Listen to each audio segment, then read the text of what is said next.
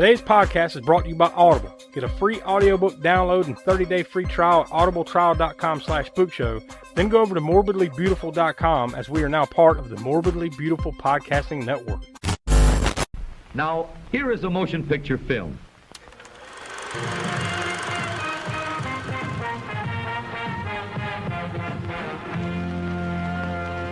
And now, ladies and gents, it's yo time.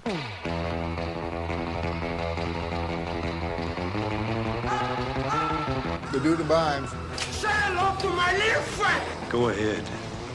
Make my day. Come quietly or there will be trouble. I'll shove that bat up your ass and turn you into a popsicle. Inconceivable. Welcome to the All-American Spook Show podcast. I'm sorry, boys. I'm afraid I can't do that. I'm afraid I can't do that. Hello and welcome to the latest edition of the All-American Spook Show podcast. I'm Josh, and I'm joined here with Tiana. Hi. And the Professor Smoke. What's up? And this is our latest Cult Corner pull, and it also just happens to be Memorial Day, so we decided to go with a war movie, and we kind of figured what fit Cult Corner and a war movie better. I mean, there might be a few other examples, but I think this is one of the better examples of that. In Apocalypse Now from 1979, the Francis Ford Coppola classic. So It's been a minute since I saw this movie. Yeah, both of us too. And so much so that I think we watched different cuts of it maybe. Well, but I wouldn't have been able to compare. The last cut I saw, the only other cut I've seen of this is the theatrical cut. And it's been so long that I don't remember all, the things that went into this one. We watched the final cut, and I think you watched the Redux. Yeah. Yep. Yeah. So we watched two different cuts at least, and like I said, the theatrical cut I've seen in the past, but I couldn't compare it. So I've seen the theatrical cut, I believe, once, and then I've seen Redux now at least twice. Yeah, at least twice. So I still have not seen the final cut, which is the one. We haven't seen Redux. I don't think you have either, right? Yeah, we haven't seen Redux. Well, that's the longest one, right? So we went through all this because I was trying to figure out what are we dealing with here. This is almost like Blade Runner when we did that. It's like it's true. Yeah, there's a different cut. Yeah, there's basically three cuts, at least three major cuts. I'm sure there might be some other weird cut somewhere out there, but like three major cuts of this movie. You've got the theatrical cut, which is a little over 2.5 hours long. Then, that's the one that came out in 1979. It is pretty much the standard cut until I believe it was 2001 or so. They came out with Apocalypse Now Redux. And that one is the longest cut. It comes in at roughly about 3 hours and 16 minutes. And then in 2019, I believe it was, they had the final cut, which is the one that you guys watched for this. Mm-hmm. And that's just over 3 hours. I think it was like 3:05, give or take, a couple minutes. Yeah. So I think, we'll talk about some differences here. I don't have a full list of differences, but the first one that came to mind was the one that I mentioned to y'all off air, and we'll talk about that here in just a second. But yeah, there are definitely some pretty big differences, because I'm not even going to get into the comparisons between those two cuts versus the theatrical cut, because that's like 40 something minutes they added to this movie, from that cut. So we'll get into all that here in just a second, but we want to remind you first before we do that to go visit aaspookshow.com. That's the center of the Spook Show universe. From there, you can go check out our past podcast archives. You can also go to our Patreon from there, patreon.com/aaspookshow as well, and become a patron. You get episodes early, bonus content. So we encourage you to do that. Help us out. You get bonus stuff, win-win for all of us. And you can also find our YouTube channel from the website, where every month we have 3 different YouTube series that we do that are more short form, spoiler free, but they got video from the movies and stuff like that. So those are always fun to do. We have Video Vortex, where we watch stuff from the 80s and 90s, like stuff you would have rented at the video store. We have Grindhouse Gutter, where we mostly focus on 60s to the early 80s, Grindhouse B-movie drive-in type release movies. And then we have Hammer Horror in Order, where in that series we're watching the Hammer films, horror and thrillers in the order in which they were released. So I believe, if I recall, I think we've worked our way up to about 1964 over on that series. So we're going to go check that out as well. So aaspookshow.com, that's your home. That's your home away from home for all your Spook Show needs. So without any further build up, we'll go ahead and toss to the trailer for Apocalypse Now.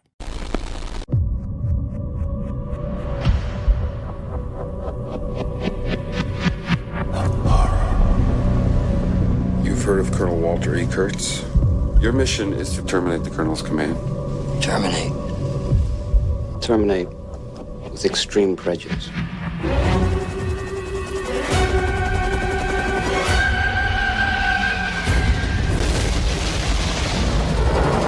I love the smell of napalm in the morning.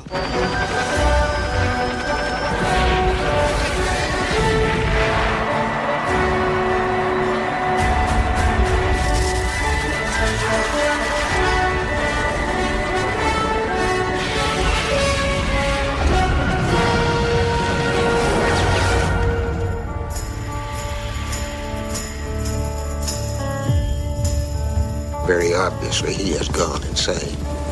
This is the end, my only friend, the end. Are you an assassin? I'm a soldier.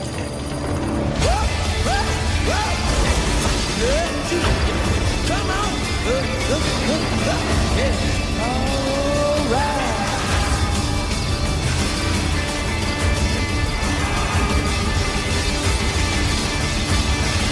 This is the end. My only friend, the end.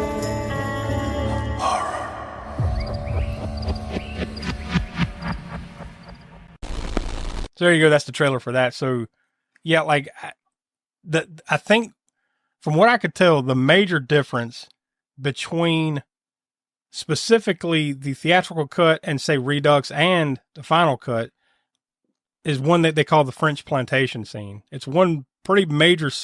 Well, I wouldn't say major necessarily, but it's a big scene. It's a long scene that was completely not in the theatrical cut at all. Apparently, it is in the other two cuts though. So I think that's your first biggest difference. The major difference that I could also tell between the final cut, because there's what roughly about a 10 or 15 minute difference between the final cut and Redux. Yeah. There's a second Playboy Bunny scene in the one that I watched in Redux that apparently you guys did not see in the final cut. No, the only one was in the final cut was when the helicopters. I guess they came off the helicopters, right? They're dancing for the soldiers. Yeah. Well, that during that scene, but not. And I'm assuming that was probably in the original cut too, right? Or at least some version of that, right? If I recall. Yeah, I guess it was. I don't know if it was trimmed. I think there was some version of it. I don't know if it was seems like I do recall not, that many. I mean, like, dude, it's been 30 years since I've seen the theatrical cut. It's been a long time. It has for me too. It's probably been pretty much been that for me too. Maybe I've seen it. It was in the 90s. And I actually, like I said, I mentioned this is at least the second time I saw Redux because I went to the theater and saw Redux when it had a short run when that was a thing. So back in 2001 or so. So yeah, I've seen this big, long 3+ hour cut in a movie theater. And trust me, you get seat ass when you're sitting down. Oh yeah. Cause you're talking about 2001. There was no recliner seating. No. At least not it. I mean, I don't know if Alamo Draft House was a thing. If it was, I guess it was, but well, that's not where I saw it. That's not where I saw it. And like, it wasn't like, it was theater seating. Like, what am I thinking of? The elevated seating. It was that, but it was still like it wasn't recliners and shit. It was just the stiff seats with the arms you couldn't move. See, so like, yeah, a 3 hour, 16-minute movie, your ass is hurting. Cause I'm pretty sure it did not have an intermission if I recall. Cause I actually went and saw, what was that? The 35 millimeter Roadshow version of The Hateful Eight. Tarantino's The Hateful Eight. Oh, okay. And that one, they presented that one. It had no trailers. But it did have like piano music at the beginning. Oh, okay. You start watching the movie and then you took like a 15-minute intermission. Like it stopped in the middle, like, it just said intermission on the screen. And then it was just piano, like Western piano music for like 10 or 15 minutes. And then there was a countdown. You come back and sit down, but no trailers or anything. It was just, here it is. And it was 35 millimeter, which, in a time where like not too many theaters are set up for that. Yeah. But I believe that's the only movie I've ever been to that had like a proper intermission. But God knows I've seen plenty that should have, including this one. Yeah. Pretty much any movie that's over, I don't know what, 2.5 hours. It'd be nice to have an intermission. Yeah. Well, I mean, a lot of these Marvel movies, right? A few of these probably needed a damn intermission in them. And I'm thinking of the Lord of the Rings movies. Yeah, Lord of the Rings. Probably needed. Especially, didn't they bring those back out with the extended cut in the theaters too? I think so. And nope, not me, brother. I love those movies, but nope. Yeah. You know, one other aside, I went. Matter of fact, it was with Willie and a few other people. When episode 7 of Star Wars came out, you know, Force Awakens, right? I think that was the name of it. They had a marathon of the first 6 episode 1 all the way through Return of the Jedi, back to back to back to back. And we did that. It started at like 3:00 in the morning and went until, actually it may have been like 2 or 3:00 in the morning, and went all the way up until like 7 or 8 o'clock that evening when you could watch episode 7. So we saw all 7 movies back to back to back to back. That had no intermission. Like that was just like, I think they might have gave you like 5 minutes in between, like to go take a leak. Real movie change? Yeah, like just so we can change the movie, go take a piss and come back. Like that's all they gave you. So yeah, that was. But we were ready for that. You know what I mean? Like we were prepared for that.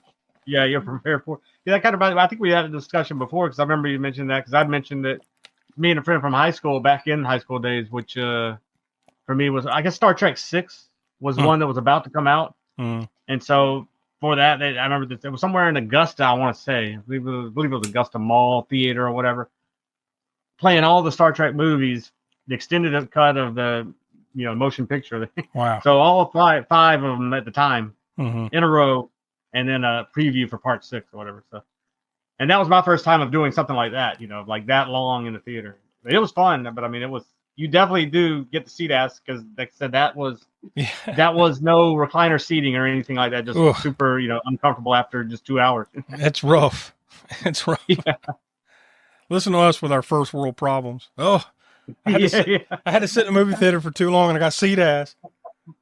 And I do remember, of course, this is all projectors. There was no digital back then. This was whatever year that was when part 6 was about to come out. But I remember part 5 had no sound when it started. It took them maybe a good 5 minutes or more. And so everybody just started putting their own dialogue to it.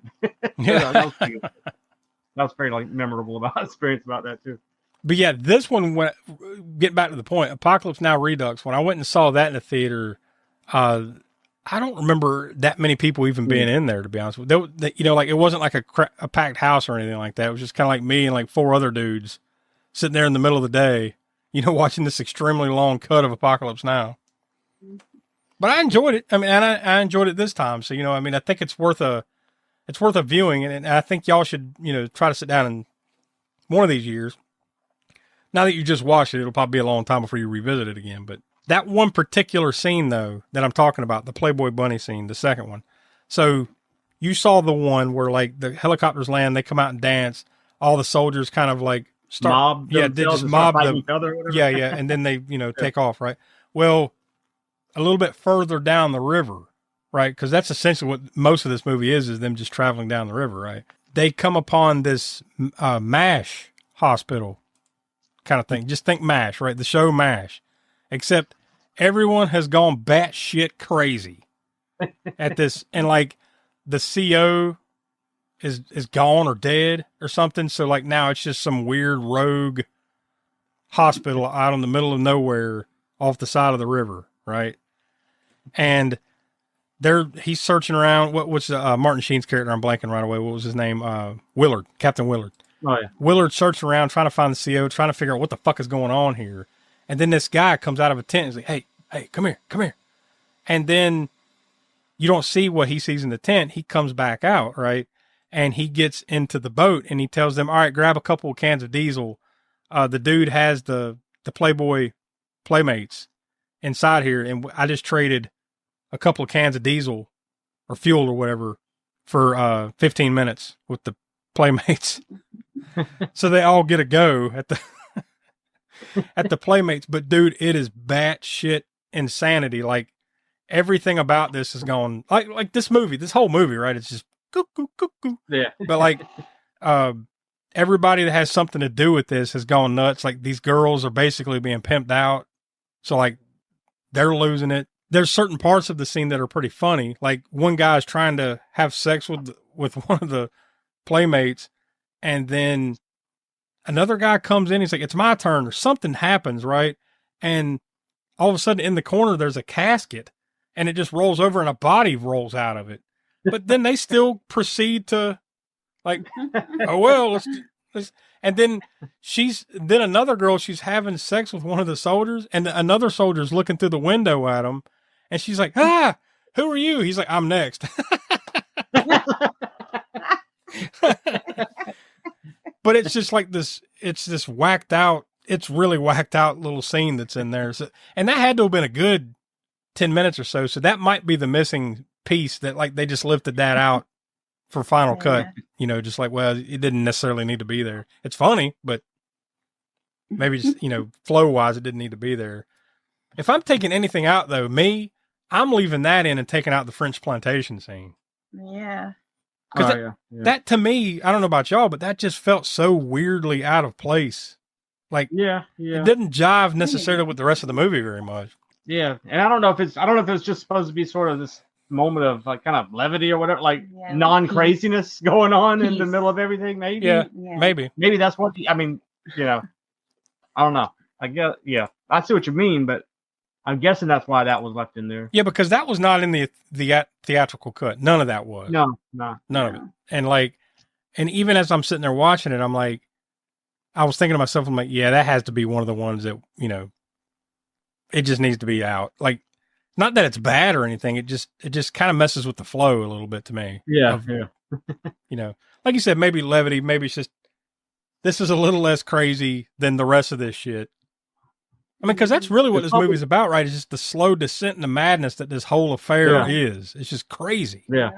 And that was probably the only, I don't know what you call, like, not love, but the tenderness or whatever scene is like whenever they were like laying in bed and then she gets up and she's closing the drapes on the bed, but she's like, she takes her, her necklace, whatever she was wearing off, she's nude, and then closing the 4-poster bed drapes. Yeah, there's like mosquito net, whatever the hell that thing is. Like mosquito netting type stuff, and then talking to them, and then he's like just touching her face through the mesh, and then that scene kind of ends, right? I forget it like goes to smoke or something, right? Not you. Yeah, it goes to that was a cool shot. Yeah, yeah, it's like fog, and all of a sudden they're back on the boat and just going down the river. It's like, all right. I don't think it was necessary. Not that it's bad or anything. It's just kind of interrupts it. Yeah, what's the progress of from the last scene to the next scene?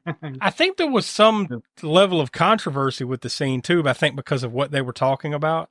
Like, I think there's some deeper, like, for lack of a better way of putting it, political things in that scene, where like the French are talking about the American roles in the war and like, all of that, the subject matter of what they're talking about there. Yeah. What they keep talking about the white man's role and I don't know, it was some weird, like, shit. It was just kind of like, all right, what the fuck is going on here? Like this doesn't jive with the rest of anything else, really, But I think it's funny too how this movie, we haven't even really talked about the cast yet. So like the main character is Martin Sheen, who's, if this isn't his greatest movie, it's got to be top 2 or 3, right? His greatest roles of his life. Marlon Brando. I think it's funny that he is such a large specter of this movie that is almost barely in it. Yeah. Like the whole movie is Martin Sheen's character, Captain Willard, he's been tasked by the government, the army, whatever he was. I forget what branch he was, but he's been tasked by the government to go kill Colonel Kurtz. Kurtz is Marlon Brando's character because he's gone off the reservation, literally. And he's like waging his own war. Like this dude ain't going by the script anymore. He's nuts. So you need to go assassinate him. You need to go kill him. So that's the whole movie is Willard going to him. So most of the movie, it's Willard like reading this dossier, right? Like learning about Kurtz and everything as they're going up the river and doing other things. You never see Marlon Brando until he finally arrives and you see him, and he's only in it, maybe the last 30 minutes of the movie? Something like that? Mm-hmm. Yeah, and mainly in shadow, right? In shadow and silhouette and whatnot. And with face paint in certain scenes, so he's like a specter. Yeah, he just kind of looms over. It's a huge part of the movie, but it's like literally he's just barely in it until he's in it. It's weird. And this right after, like, this is his next movie, I believe, after Superman. He's Jor-El in Superman, and then like a year later, he's Colonel Kurtz in Apocalypse Now. But it's a great cast. Martin Sheen, great. Marlon Brando, it's a little bit, that last 30, 40 minutes he's in it, he's great. Robert Duvall. No, that's probably my favorite character of the whole movie. Is probably just his just he's a batshit insane, but not quite, not nearly as batshit insane as I guess Colonel Kurtz. But yeah, he's like weirdly insane. Like Kurtz is like dangerous insane. This guy is just like, I don't even know how to describe him. He's just kind of like, fuck it, I'm living my life, even though I'm in this crazy fucking war. Right? I'm still gonna do. Like he's obsessed with surfing. What's that? He's obsessed with surfing. Yeah, with surfing and like finding the perfect wave and everything. And there's 6 foot swells. We're gonna go up here, and then they go in and do this operation, right? Well, I love that part too because they fly in with like Wagner's Ride of the Valkyrie. Oh yeah, dun, dun, dun, dun. Yeah, it's like these. Okay, I won't use the term that he uses. The derogatory term that they used in Vietnam for Vietnamese. That is said quite a bit in this movie. Yeah. It's like they get really spooked by this, when you come in with this blasting or whatever, it scares them. So they come in with Wagner's, Ride of the Valkyries, and then they get there and they land some of the troops and they start fighting. And he's like, all right, some of you either gonna fight or you're gonna be surfing, Whoever wanted to go surf and go surf and whatever, and everybody else would be fighting. Yeah, I mean, these motherfuckers are out there in the surf with bombs. They're getting shot at and like, you keep surfing, I'll keep the beach safe. You just fucking keep surfing. And then one of there's 2 lines, the most memorable of his lines. The first one delivers is when he's talking about surfing, right, and talking about this, and they land on the beach or whatever. All right, this is before they land on the beach. I think it's before they take off, actually. When he's saying that, when they're going to go to the location to basically to surf, but in the fight. He's like, Charlie don't surf, not meaning Charlie, another, of course, the nickname for Vietnamese as well. Yeah. So Charlie don't surf. And then that scene ends. But then the next scene is like when he's shirtless on the beach, right after he didn't ever go in the water, right? He never made it in yet. But the other guys are in there surfing and everything. He's about to maybe like he pulls his shirt off, and then he delivers a one line because the jets come in strafing and launching a napalm into the tree line. And then he's got his other famous line, right, which is, you smell that? It's napalm. Nothing quite smells like that, right? Yeah. Like, then he bends down, and he's like, I love the smell of napalm in the morning. Yeah. That line, those 2 lines, the Charlie don't surf and love the smell of napalm in the morning. That's 2 classics. Yeah. Yes, but I mean, if you probably had to narrow it down to like one quote from this movie, it's probably that one, right? Like, napalm one, I love the smell of napalm in the morning. Maybe Brando's line at the end, the horror. Yeah. Maybe that, but that's it. Like that's the line. Yeah. Like you may not even have seen this movie. You may not even have seen this movie all the way, and that line. I think I love the smell of napalm in the morning. Yeah, because it's been used in so many other things. Yeah, it's been parodied and satired, and all kind of stuff too. So. Yum yum. It's time for a tasty and refreshing snack. We promise to satisfy your hunger, your thirst, your sweet tooth. So visit our refreshment center now. Let's go. We got to talk about the soundtrack. And, the opening and closing song. Well, I was going to say specifically like the opening song. I mean, this movie starts off with The End by the Doors, and it ends with The End by the Doors, right? Just a different part of the song. But, and I think it's used again one time in the middle there. Yeah, I believe it is. It comes in twice for sure, maybe a third time if I recall. It's very appropriate of the time, not of 1979, but like this is supposed to be 1969, right? So like, it's got a great score, just normal movie score underneath, but then perfect drops of these like mainstream songs, but they don't overdo it, No, they don't overdo it, which is, I mean, I like, not that this is overdoing it, but think of like Full Metal Jacket, where there's more than a handful of songs from that time period. Again, I don't think it's overdone, but there's more in Full Metal Jacket than there is in Apocalypse Now Yeah. as far as popular songs at the time. It would be an easy trap to fall into for this type of movie. Yeah. Because how many Vietnam, Korean War type movies have you seen where like it's all about the music of the 60s? Yeah, you know, like that. Not that that's a problem, but you know, sometimes it can be overdone. No. You know, and somebody like Stanley Kubrick uses it perfectly. I mean, like I said, there's more than a handful in Full Metal Jacket, but he uses them in certain transition scenes as they're walking, and then you're not in some fighting scenes necessarily, whatever, but these boots are made for walking, and you know, are various points in the movie that he inserts them properly. Whereas some of the other ones will just be any point, could be any point that they're just dropping whatever, you know, 60s song in there. Or even think like Good Morning Vietnam, but Good Morning Vietnam was specifically about a radio DJ. Yeah, so that one, Of course you're going to have music, you know. And the whole premise of that movie was him trying to get, you know, get the soldiers pumped up with modern music rather than the music that the other guys was wanting to do, like the less, you know, whatever stuff.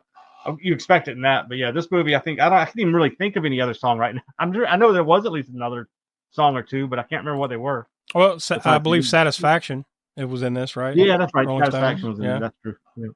There's probably a couple others that I'm blanking on, but yeah. You know, the one thing too that I kind of thought about while I was watching it was that how soon after the war this movie came out. Because the Vietnam War ended in 1975, and here this movie is in 1979. Like, you know, it's funny how like that's just the you know. And once again, I wasn't alive. I was born in 1980, but everything I know about that conflict was a good portion of America was against it. Correct? Like, I don't think anybody really like lauds the fact that we were there and doing that. So I think that was kind of the temperature of the room at this time. Was like, even though you're only 4 years removed from the Vietnam War, we can still just shit all over this conflict, even though it just happened. You know, like, can you imagine any other, like, for instance, I'm sure there were people that disagreed with World War II on some level, right? I'm sure there were, but they didn't have like an anti-World War II movie come out 4 years after. Right? You know, it's like, I guess this is just that time period where you can kind of get away with it. Yeah, and you know, at that time period, there was, you had all kind of things converging there. You had the hippie movement, you had civil rights movement, you had all these things, you know, feminist movement. All this was, I think, going on at the same time. So all these college campuses were filled with that. So it was, and that's what you had stuff like it happened at Kent State and whatnot. So there was all that rioting and things going on, and I think you had just had a different climate at that time period. Yeah, lots of civil unrest, all wrapped in a shitty bow of Vietnam. You know, you got a war that a lot of people didn't agree with going on in the middle of everybody kind of like a whole generation coming into its age, into its own. Like, you know, think about like what baby boomer, right? That all those kids that were born right after World War II. Now at this point, now they're 18. Going off the war. Yeah, they're 18 to 25 years old, getting drafted off to their war that almost none of them agreed with. So it's, you know, it was just the whole thing. But I'm just pointing out the fact that like they're able to make this movie. They just talked about the insanity of the whole thing 4 years after it just happened. You know, it's probably still very fresh for a lot of people. And here's Apocalypse Now. You know, that shows some nuts from Francis Ford Coppola and everyone involved, I think, you know. But I guess that was the kind of thing that was, you know, that was that generation's thing where they were going to say what they wanted to say, you know, whether you liked it or not, kind of thing, I guess, at the time. Because it's all contemporary, right? Coppola is kind of, I guess he's a little before them, but they're all kind of contemporaries with like Spielberg, George Lucas, all those dudes, right? Because I think the guy that wrote this was, I'm blanking, John Milius. I think he was tight with Lucas and Spielberg, I believe. So it's just that generation. I think we were talking about that before. Like Stephen King's kind of in that generation too, right? Like this is just that creative group of guys, all kind of coming up at the same time. It's a. I know this is a different kind of movie to talk about here on Memorial Day, but I think it's kind of a very unique movie for sure. It's not your average war movie. That a lot of war movies, most war movies, especially back in the day, they were kind of like they would point out not necessarily the good side, but the heroic part of the effort, right? Like they would look at our boys flying in World War II. They were heroes and stuff like that. Not that they weren't, but you get my point. Like that's a lot of the movies, right? They were heroes of the war and everything. This one's more like showing there, not that there weren't heroes, but like maybe this wasn't as heroic as past wars or something. You know, like there's something there. Maybe I'm not putting it in the right way, but do you understand what I'm saying? Like it's like this one's different in that way. Into the so the military industrial complex stuff where it's more so about our involvement for various other reasons rather than even though it was like fighting communism, the main drive that they pushed for, the main propaganda, I guess. I get, and the fact that like it seems like they kind of lost. I guess what he's trying to say here is that they somewhere in there they lost the plot. Yeah. Right. Like, and it just went haywire. I mean, like at least in the context of this movie, it's almost just like, well, fuck it, do what you want. You're there, just do what you want. We'll end this thing eventually. I mean, it's cuckoo bananas. I think it was just the timing of that war and just everything going on, the drugs. Yeah, the drugs. Going on. Yeah. The drugs play a big part of it. That all kind of falls into that hippie era of the time, like LSD, for instance. I mean, that's when it really hit. I mean, and I couldn't imagine being on. I mean, I don't have to imagine certain times in the past. Okay, let's say I don't have to imagine what that's like, but I couldn't imagine being in the middle of the jungle in the Vietnam War on a head full of acid. Though. No. Like the one guy, who was the kid? The 18-year-old or whatever that was on the boat. Lance, is that his name? He was the surfer, right? Dropped acid or whatever. And was that? Yeah, he was the one, right? Yeah. Yep. Which, going back to that part, was funny too, was because what's his name? Kilgore. Duvall's name. Robert Duvall's name. Yeah, Kilgore. Lieutenant Colonel Kilgore. Yeah. Yeah, Kilgore. Like whenever he finds out, like there's like 4, 5, 6, 7, whatever new people that landed that were right before they go on this mission. But he's got to go meet one of them's known as a surfer, right? I guess he's a fairly famous young surfer or whatever, which was Lance right? Ended up being Lance. Yeah. And he goes to meet him, like he just talks surfing with that guy, and the other people are trying to introduce themselves, and like he doesn't give a shit. He's like, yeah. So then he takes Lance with him. He's like, hey, he's talking waves, and you're gonna love this place. It's got like 6-foot swells, and I mean, and meanwhile Lance is like scared shitless, probably. I mean, he's like the last thing on his mind is surfing in Vietnam. Yeah. His mind is at that moment is exactly where it should be. Yeah. Well, don't we need to be focusing on the situation at hand here, Colonel? Screw that. We got high surf over here. They don't know how to use it. I didn't know if you realized too that Charlie Sheen was in this movie.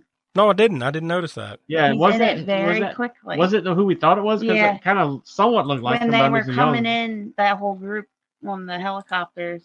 You see him real quick. Yeah, real quick. Poke his head out and say something. But he's like hollering something with a gun real quick, and then I think he gets killed. Yeah, I don't know if they show it. The one who gets killed. I think so, but you can't tell who it is. Yeah. But well, he's very young. That goes into like the interesting names in this movie. We've already mentioned Brando, Sheen, and Duvall, but you've also got Lawrence Fishburne, a young Lawrence Fishburne is Mr. Clean, right? Clean on the boat there. A fairly small part, and which is interesting to me because it's not like he was not a name at this point. Harrison Ford. Yeah, very small part, like you said. Yeah, I mean he's only in it maybe 5 to 10 minutes, something like that. Yeah. And it's not a major role. It's just kind of like he's just there to give Willard his mission, essentially, and then he's out. But like he's a pretty big thing at this point, right? Star Wars is already in the past. I mean, he's a big star, but not a big part. Dennis Hopper. Yeah. Comes in as the photographer, that last 30 minutes or so. Photographer. Like, Yeah. What year did Easy Rider come out? Y'all know? That was mid-late 60s, right? So it had to have been around 67, 68, something like that. 7 or 8, yeah. So it's like right before this then. Oh, yeah. It's well before this. Not right before this. It's right before the time period. Yeah, the time period, that about matches up. But, yeah, this is 1979. He talked about like small roles. Like I just saw Arlie Ermey's in this. I didn't know that one. I didn't catch him. I should have though. Let's see. He's an uncredited helicopter pilot in this movie. So there's probably a lot of that going on. Like you just mentioned Charlie Sheen. Yeah. I was looking through the list here to see like because if Charlie Sheen's in it, surely Emilio Estevez might be hanging around this thing too, right? Or maybe he was too young. I don't know. I think he was probably younger. Yeah, he was younger. Yeah, Arlie Ermey. In fact, that line about Charlie don't surf was in our late. No, I'm kidding. Another uncredited, Harvey Keitel. I didn't catch him either. It says Captain Willard boat departure scene. He's uncredited, so he got snuck in there. Yeah, I don't even see uncredited like Emilio Estevez or anything. So yeah, I guess he wasn't in it. But because that's the crazy thing is how much that I always think of when I see this movie is how much Emilio Estevez looks like his dad. Yeah. You know, like when you see this age Martin Sheen, you're like, son of a bitch. That's Emilio Estevez, like spitting the image of him, man. Yeah, it's a great flick. I mean, like there's so many highlights. You know, we've talked about a few. God, the brutality of that boat search scene. Where where Chief or whatever just insists on them searching that boat, and then that one girl makes the wrong move, and then just cleans them out. Like he just. And there's like tension in there that you don't know that is there going to be some like explosive device that she was, is it going to blow up on him when he like pulls this off or whatever? No, it's just a puppy. Turns out that I guess she was running to get a puppy or whatever. Yeah, so it's just so fucked up. You know? Once again, just showing you how fucked up this whole situation was, right? You know, just another example of that. And then Colonel Kurz, whenever he gets there and the stuff that the build up of like fucked up shit, because you got. Basically to the point where he's getting close to the temple thing or whatever when he goes into it and there's like Dennis Hopper explaining things. He's it's the heads. The heads are throwing you off, isn't it? The decapitated heads laying around. Yeah, that'll do it. That'll throw you off. Yeah. And then he ends up cutting off Chef's head. Yeah. Oh yeah, and put it in his lap or whatever. Yeah, he just he's got him tied up and dude tried to call in an airstrike, right? Yeah. Then I guess they stop that cold and then chop his head off and then go throw it in Willard's lap. And then afterwards, he's like, "Oh, just kill me anyway." Yeah. Yeah. Because that's essentially his point is like he's already reached the end of what he can achieve, I guess, or whatever he was trying to achieve, or whatever his enlightenment, basically, is like just whatever he was trying to prove or achieve or whatever. Yeah. Well, just, tell my son what happened, and yeah, which you could have done that at any time, dude. You didn't need to go this far to. And he essentially lets him do it, right? I mean, that's kind of my read on it. It was like, yeah, he could have probably could have easily stopped him. Is it? Nah, go ahead. He just fucking hacks. I think he was ready to go. Like, probably just showing that some people couldn't leave that behind. This is it. This is it for me, pretty much. I'm not going to be able to go back and be normal in the real world. Yeah, and that was a big theme of the entire movie. Was like, because remember Willard's character from the beginning is like he went home. Yeah, he got out and like basically wanted to go back. So that was a big theme of like that whole mentality that you've heard probably in other places, because I know I have, where like you can leave the jungle, but you never really leave the jungle, so to speak, right? So like I guess just so much PTSD and trauma and everything, you either lean in or lean way the fuck out, I guess, right? I don't know. And I guess he was just one of those ones that wanted to lean in. I guess both of them, Kurtz and Willard, that ultimately that's what they just leaned in, Yeah. Because even at the end, he's like, he basically let me do it. He's like, they're going to make me a major, but they don't even know I'm not even in their army anymore, Yeah. So essentially, like, you kind of see the birth of another Kurtz in a way, but like, I thought that was cool how they were, because you could see where he could have just like they were bowing down to him, right? He's the leader now, because I mean he killed Kurtz, and then it's kind of like you could see the power, I guess, that you could have, or what maybe led Kurtz down the path he went down, because he was already off the deep end, and then here's these natives, and they're treating you like a god, basically, right? Yeah. And you got them at your beck and call, so I mean. But then he leaves. They part the path for him, and he takes Lance with him, right? Yeah. He just kind of goes over and takes Lance by the hand, and they just walk. Yeah. Then you're hit with the horror. Now I watched Redux. There was no credits. Like you see that last little bit where he grabs Lance's hand, they walk off, right? They're going back to the boat, whatever the hell happens there, and then you see Brando's. I think you see him one more time, whatever the superimposed image of him, or whatever. The horror. And then, like, dude, it just ends. I think, like, maybe a copyright comes up on the bottom and then black. No credits. Yeah. I guess they figured, like, well, it was 3 hours and 16 minutes. Let's just let him go home, Yeah, true. Yeah, this. By the way, this is beautifully shot. Oh yeah, It looks fucking awesome, does it not? All the scenes. The helicopter scene is amazing. Like I said, it was set to the Wagner track, and it's just flying in over the beach, the shadows on the ocean and everything. I mean, and then of course all the firefight, from helicopters launching missiles and Gatling guns going off. And that was all just orchestrated chaos, which was awesome. The cinematographer for this was Vittorio Storaro. Vittorio Storaro. So we have to mention that name because fucking A, man. Damn good. He also was the cinematographer on The Last Emperor and Dick Tracy. What the heck? Yeah. Hey, say what you will about that Dick Tracy movie. It's been a while since it looked good. I like Yeah. I haven't seen it in forever, but I remember it looking good. No, I've seen it once, and it was back when it came out. Well, I never saw it in the theater, but I saw it when it first came out. I think I was in the Navy still when it came out. I don't remember exactly what year that was. Yeah. That it came out. Yeah, this was a good one, man. Great fucking movie. I'm going to get it started on this one because I'm just going to make it easy and say this is 5 stars. This is a 5-star movie for me. I mean, I love it. This is at least the third or fourth time, at least for sure the third time, maybe the fourth time I've watched this movie. And it ages well.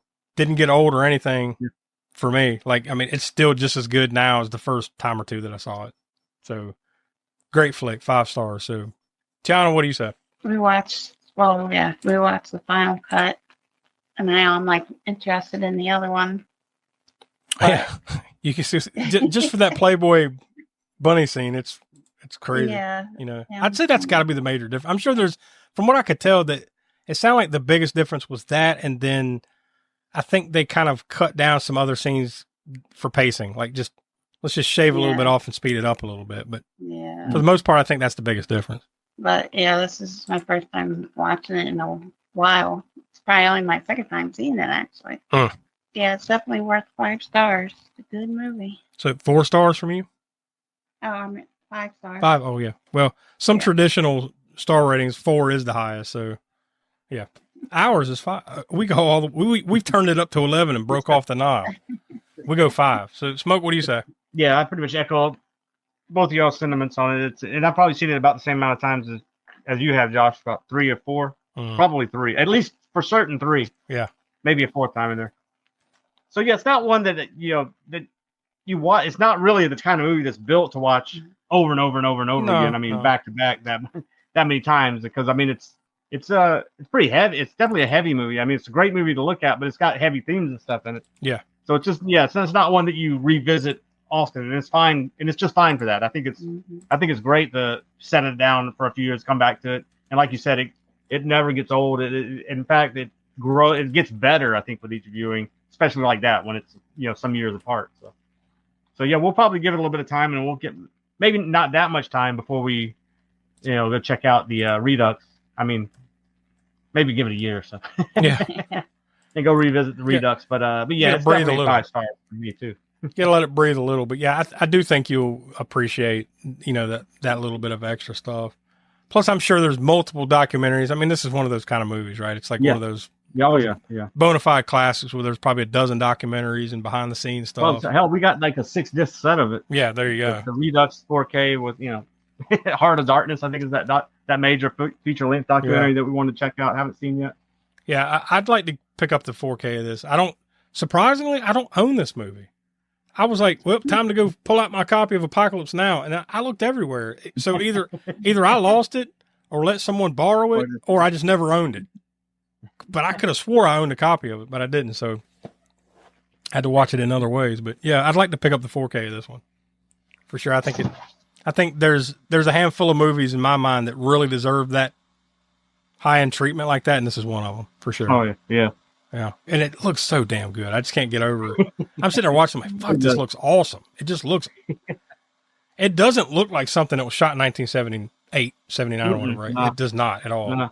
Yeah, I mean that's the mark of a true quality. Yeah, DP there. That absolutely that knows that depth of focus and also the lighting. I mean, just to make it look, because you can see a movie from 1979 it's still a big budget movie, and I can't pull any off the top of my head right now, but it doesn't look. It's been remastered. You put it on 4K and you expect it to look. This ought to look great, And he's like, it's all right. It doesn't look any better than what I remember seeing it on DVD or whatever. Yeah.